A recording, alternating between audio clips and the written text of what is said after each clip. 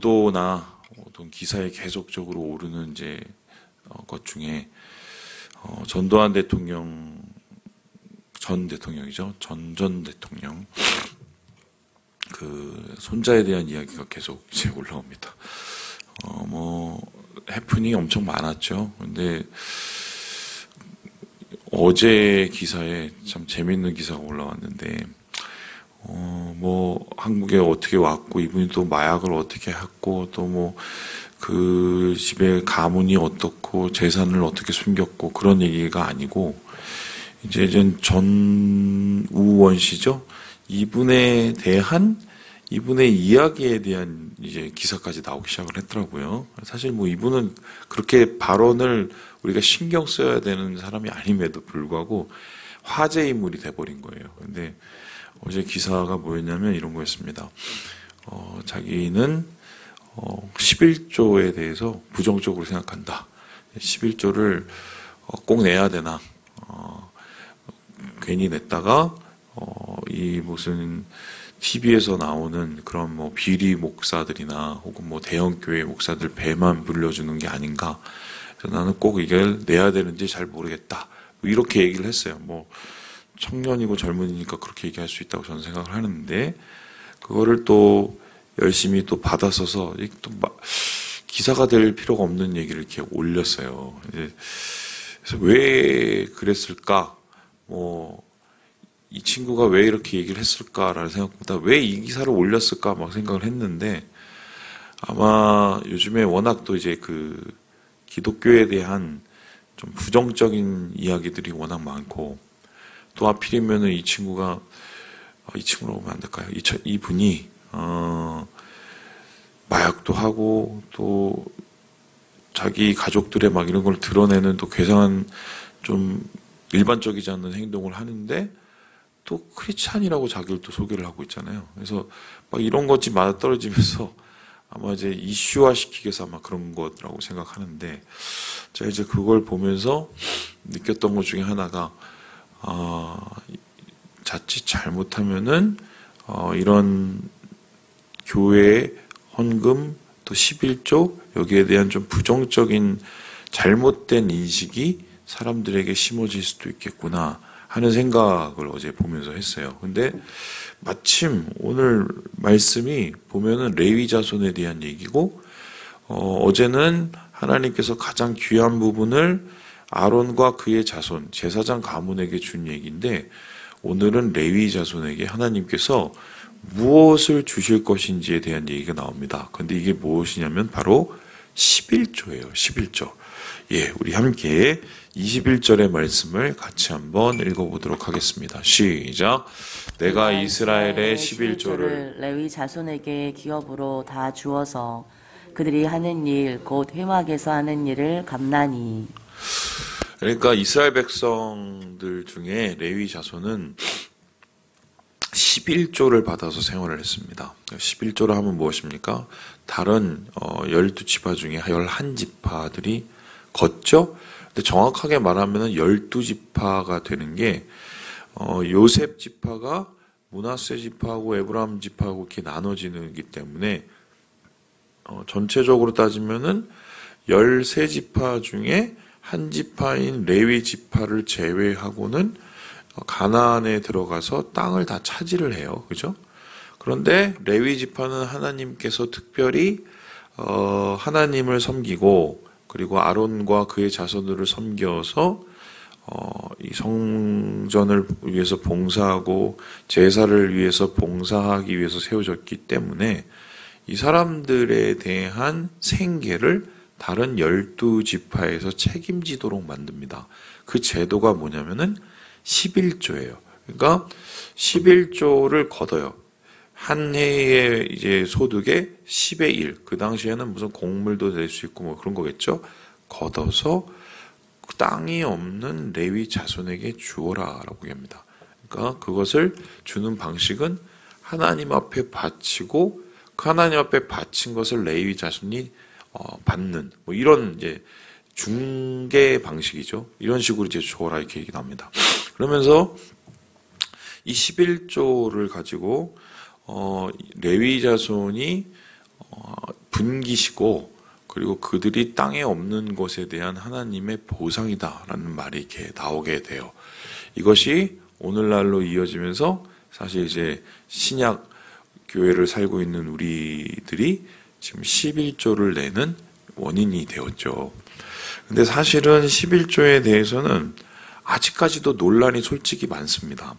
왜 논란이 많냐면은 구약의 11조를 내는 거는 맞는데 지금은 레위 지파도 없고 그리고 지금은 아론과 그의 자손들도 없는데 그리고 지금은 성전도 없잖아요.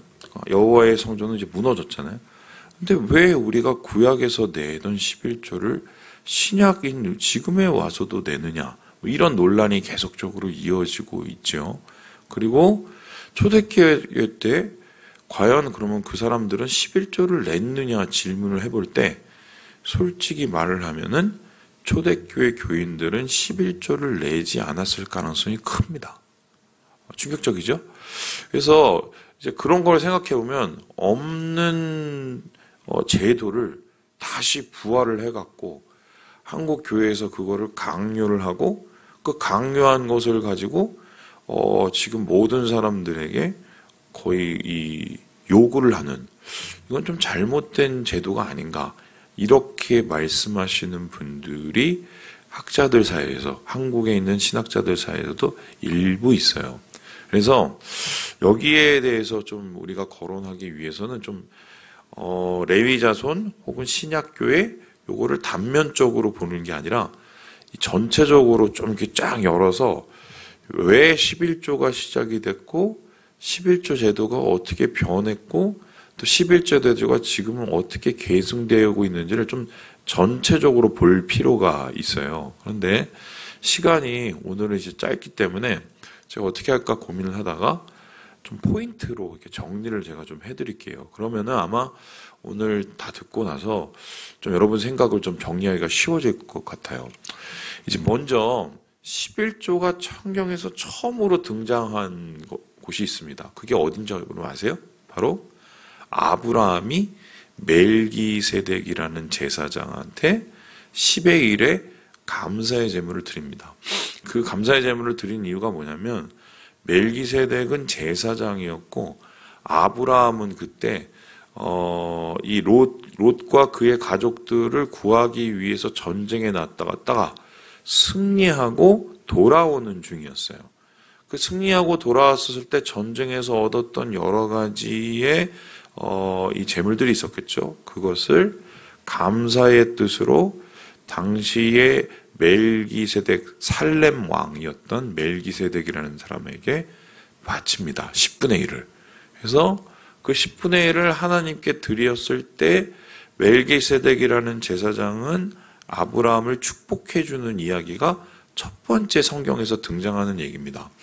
이게 처음 11조의 모습인지는 잘 모르겠으나 중요한 것은 이 성경에 나오는 처음 11조의 성격은 어떤 성격이냐면 감사하고 하나님의 은혜와 축복에 대한 보답으로 드리는 개념이었어요. 그러니까 원래 11조를 계속 아브라함이 드렸는지 안 드렸는지는 잘 모르겠으나 하나님 우리를 이렇게 이기게 해주셔서 감사합니다. 우리를 보호해 주셔서 감사합니다.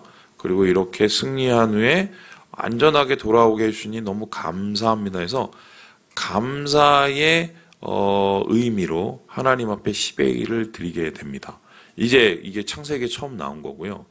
그 다음에 이것을 이어서 나온 게 언제냐면은 야곱의 11조입니다. 야곱이 에서를 피해서 달아나죠. 바다나람이라는 이 삼촌네 집으로 갑니다. 그때 어떻게 합니까? 너무 피곤해서 잠을 잤어요. 잠을 잤는데 어떻게 했어요? 하늘이 열리고 하나님의 보좌가 보였죠. 거기를 뭐라고 합니까? 벳엘이라고 합니다. 벳엘에서 꿈을 꿔서 야곱이 깜짝 놀랐는데 하나님이 여기도 계셨네. 와, 하나님이 나를 지켜주시나 보다. 이렇게 생각을 하고 뭘 했어요? 거기에 제단을 쌓습니다. 제단을 쌓고 하나님께 예배한 다음에 서원을 했어요. 어떤 서원을 하냐면 하나님 제가 지금 삼촌네 집에 물설고 낯선 집에 지금 가는데 거기에 가서 내가 목숨이 보존이 되고 아무 일 없이 무탈하게 돌아오면은 거기에 대한 감사의 의미로 하나님 앞에 제 소득의 10의 1의 제물을 올려드리겠습니다 라고 얘기를 합니다. 그래서 그거는 이제 딱 보니까 뭡니까? 아브라함은 하나님 앞에 감사의 뜻으로 올려드리던 것을 야곱은 하나님께 어떻게 약속에 대한 간청을 가지고 10의 1의 제물을 서원했다는 것을 보고 있습니다. 그래서 이 모세 이전에 나왔던 이 11조는 어떻게 보면 자원하는 거였고 하나님께 감사하는 거였고 자기의 삶에 대해서 하나님이 지켜주신 것에 대한 은혜를 보답하는 의미의 개념이었어요. 그런데 이랬던 11조가 이 출애굽기에 오고 모세 때에 이르러서는 이제 뭐가 됩니까? 오늘 말씀처럼 제도화됩니다. 그 전까지는 계속 드렸는지도 잘 모르겠고, 근데 확실한 것은 감사할 일이 확실히 있고 삶 속에서 자원하는 마음이 생길 때 드리던 그러한 11조를 이제는 출애굽기 시대에 와서 모세를 통해서 이제는 그렇게 자원해서 드리기도 하겠지만 플러스 무조건 내. 이거는 정기적으로 너희가 내야 돼 라고 말을 합니다. 그 이유가 오늘 말씀에서 보는 레위 자손 때문이었어요. 레위 자손은 이거는 분깃을 못 받고 땅을 못 받으니까 이거 우리가 책임져야 되지 않겠니? 그래야 이 친구들이 열심히 하나님을 위해서 봉사를 하고 그리고 열심히 성전을 지키고 이럴 거 아니냐? 우리가 이 사람들 보장해줘야 되니까 우리 하나님 말씀처럼 이 사람들에게 10의 1을 나누자. 이러면서 11조 제도가 감사와 하나님에 대한 보답의 개념에서 이제는 의무와 책임이 더 플러스가 됩니다. 그러니까 창세기에 나왔던 그 10의 1의 문화가 이제는 조금 더 굉장히 이스라엘 자손들 가운데 정례화되고 제도화되는 이 과정이 이제 출애굽기의 과정이에요. 그리고 이러한 제도들이 계속적으로 이어져 나가다가 문제는 어떻게 됩니까? 가나안에 도착을 했었을 때 이스라엘 백성이 잘 지냈으면 좋겠으나 어떻게 해요? 타락을 해요. 타락을 하고 어떻게 합니까? 이 사람들이 성전을 지키지도 않고 레위 자손을 돌보지도 않습니다. 그러면 뭘 안 냈겠어요? 11조를 제대로 안 냅니다. 11조를 제대로 안 내니까 뭐 어떻게 됩니까? 레위 자손들이 먹고 살 게 없어요. 그럼 레위 자손들이 먹고 살 게 없으면 어떻게 해요? 유랑방랑을 하죠. 그래서 이 사사기에 보면은 제일 암흑의 시대 때 레위 소년 하나가 올라가서 전혀 뚱딴지 같은 미간인가요? 그 집에 가서는 그냥 한마디로 밥 벌어 먹으러 갔다가 한마디로 그 집에 전문 제사장이 되죠. 말도 안 되는 일이 벌어지는데 그 이유가 뭐냐면 10의 1의 이 제도가 희미해지면서 레위 자손들이 자기가 지켜야 될 성전으로부터 다 떠나버린 거예요.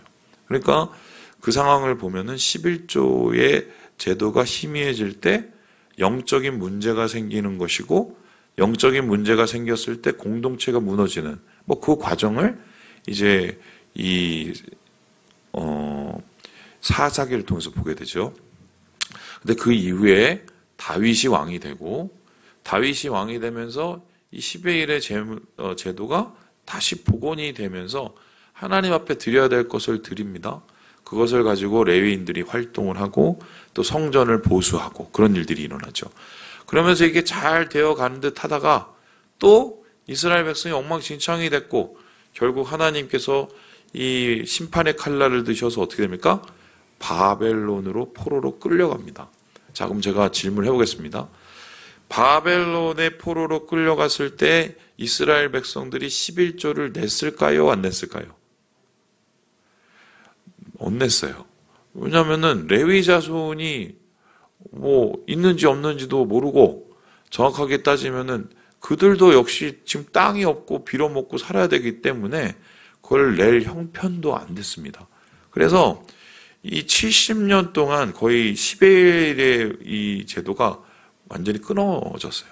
그러다가 다시 바벨론에서 풀려나서 예루살렘으로 돌아왔을 때 그 사람들 중에 레위 자손을 찾아내고 성전을 다시 짓지 않습니까?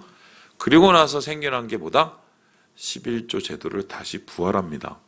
그리고는 말라기 선지자의 이 예언서에 보면 마지막에 뭐라고 끝납니까? 야, 니네 11조 왜 안 내? 11조 한번 내봐라. 하나님이 축복을 부어주시나 안 부어주시나 하늘에서 그냥 꾹꾹 눌러 담아줄 거야. 이 얘기가 말라기 선지자서에 나오는 이야기인데, 그랬다는 이유는 뭐냐면 11조 제도는 부활을 했지만 70년 동안 안 내던 걸 내다 보니까 어떻게 해요? 이게 힘들었던 거예요. 그러다가 예수님 시대가 됐어요. 자, 그러면은 제가 질문을 해보겠습니다. 예수님 시대에는 11조를 냈겠습니까? 안 냈겠습니까? 예? 엄청 잘 냈어요. 왜 엄청 잘 내냐? 바리새인 때문에 그런 거예요. 이 바리새인들이 생각을 해보니까 우리가 왜 망했었을까? 11조 안 내서 그런 거다. 왜냐하면 성전을 안 돌보고 율법을 안 지켰기 때문이다. 그러면서 이 사람들이 과하게 하는데, 그 전에는 자기가 수확한 것에 11조였는데 이제는 뭘 하냐면은 모든 것에 11조를 내기 시작했어요. 심지어는 뭐 요거저거 따지면 설탕, 소금, 뭐 그리고 뭐예요, 그 향신료, 뭐 이런 뭐 채소류 이런 거에까지 다 11조를 내게 만듭니다. 철저하게 11조를 지키자고. 그래서 너무 힘들어서 제자들이 와서 물었어요. 예수님 이것까지 해야 됩니까? 그랬더니 예수님이 이에 대해서 뭐라고 하셨냐면 그것도 하고 이것도 해라 라고 했습니다. 그것도 하고 이것도 하라는 소리가 뭐냐면 11조의 형식도 지키고 내용도 지켜라 라고 얘기합니다. 그러니까 예수님께서는 기본적으로 11조를 반대하시지를 않았어요. 그러다가 문제가 생겨요. 어떤 문제가 생깁니까? 이스라엘 성전이 무너져요. 제사장 계급이 없어져요. 이스라엘 백성들이 다 뿔뿔이 흩어져요. 자, 그러면 이제는 뭐만 남냐면 초대교회 그리스도인들만 남았습니다. 그러면은 이 그리스도인들은 11조를 냈을까요? 안 냈을까요? 어땠을 것 같아요? 여기서부터 문제예요. 냈을까요? 안 냈을까요? 안 냈어요. 신앙이 더 좋아지는 것 같은데 왜 11조를 안 냈을까?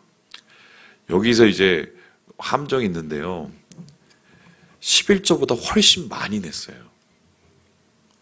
이 11조 제도가 연보라는 제도로 바뀌면서, 연보가 코이노니아인데 자기가 가진 것을 유무상통이라고 그러죠. 자기 공동체 안에 없는 사람들하고 같이 막 나누기 시작합니다. 심지어는 전 재산을 내놓는 사람도 있었고, 그리고 사도들이 선교를 하거나 이럴 때 모든 것을 십시일반해서 사도들을 위해서 헌신하고 헌금하고, 그러니까 11조 제도를 굳이 말할 필요가 없었던 이유가 뭐냐면 그 이상을 내고 있었기 때문이에요. 그리고 그 이상을 냈을 뿐만 아니라 이게 제도를 떠나서 너무 감사하고 하나님의 구원의 은혜, 내가 너무 감복을 해서 하나님 앞에 올려드리는 자원의 예물이었습니다. 그러니까 이 10의 1의 제사에 대한 이 예물이 이제는 정말 자원하고 감사하는 예물로 대체되게 된 거예요. 그런데 이제 다 왔어요. 여기서 문제가 생기는데, 초대교회 이후에 교회는 그럼 어떻게 되었을까? 교회가 다시 커졌죠? 건물이 세워졌죠? 성전이 엄청 크죠? 이 유럽 가면 엄청 많았죠? 돈이 필요한 겁니다. 근데 사람들이 옛날만큼 신앙이 뜨거워지지가 않아요. 그러니까 어떻게 해요? 헌신을 잘 안 해. 그러면서 이제 생각해낸 게 뭡니까? 성전세를 거두고 11조를 다시 부활하고, 그리고 나서 심지어 나중에 뭐까지 팔아요? 면죄부까지 팝니다. 자, 그러면 이러한 이 교회 역사에 나오는 11조의 역사를 보면서 우리가 뭘 느낄까요? 첫 번째, 이거는 하나님 앞에 자원하는 마음으로, 하나님 앞에 감사하는 마음으로 드리는 그러한 헌금이에요. 그러니까 내가 아직 준비가 안 되고 내가 하나님 앞에 나의 것을 쉐어할 준비가 안 돼 억지로 하다가는 잘못하면 시험 듭니다. 왜냐하면은 이것은 그 중심과 출발이 감사와 자원하는 마음이 기본이었기 때문이에요. 그런데 또한 이것은 무엇과 관련되냐면 내 삶의 모든 것이 하나님께로부터 나왔다는 것을 인정해드리는 가장 고귀한 믿음의 표현이에요. 그러니까 그 믿음의 표현이라는 것은 무엇입니까? 우리가 말로만 믿는 게 아니라 그 믿음을 우리의 삶 속에서 드러내는데 하나님이 원하시는 일들을 해야 가죠. 그 원하시는 일들은 무엇입니까? 하나님 나라를 만들어 갑니다. 그럼 하나님 나라를 만드는 건 어떻게 이루어지나요? 교회를 통해서. 그럼 교회가 유지가 돼야죠. 교회에 또 우리가 또 목사라는 전임 사역자를 세웠죠. 또 뿐만 아니라 교회를 통해서 구제하고 교회를 통해서 또 주변 사람들을 선교합니다. 그러한 모든 일들이 사실 10의 1의 예물과 또한 여러분이 내시는 헌금을 통해서 이루어지기 때문에 이 헌신에 대한 것은 바로 교회 사랑, 하나님 사랑, 그리고 하나님에 대한 감사가 붙여진 그런 우리의 상징이죠. 상징이에요. 그래서 솔직히 말씀드리면 11조를 해야 합니까? 말아야 됩니까? 이 얘기를 따지는 것 자체가 이미 어폐예요. 우리의 중심에 정말 하나님 사랑, 그 다음에 이웃에 대한 사랑, 그리고 교회에 대한 사랑, 그리고 하나님에 대한 내 삶의 감사가 있으면 저는 자연스럽게 이 문제는 해결될 거라고 생각을 하거든요. 그래서 저는 그래서 마지막으로 말씀드린 것은 이런 문제로 우리의 입이 아플 필요는 없다. 단지 교회가 교회답지 못해 욕을 먹는 부분은 정말 우리가 아파해야 되고요. 교회가 진짜 교회다워지고 성도가 진짜 감사와 찬양이 넘쳐나면 왜 이런 문제로 싸우겠어요, 사실은. 사실 이런 문제가 대두가 될 필요가 없겠죠. 그래서 주님 안에서 좀 이러한 모습을 좀 우리가 다시 기억하면서 하나님께 헌신하고 사랑하는 마음을 더욱 깊게 우리가 가지시는 오늘 하루 되시길 주님의 이름으로 축원합니다.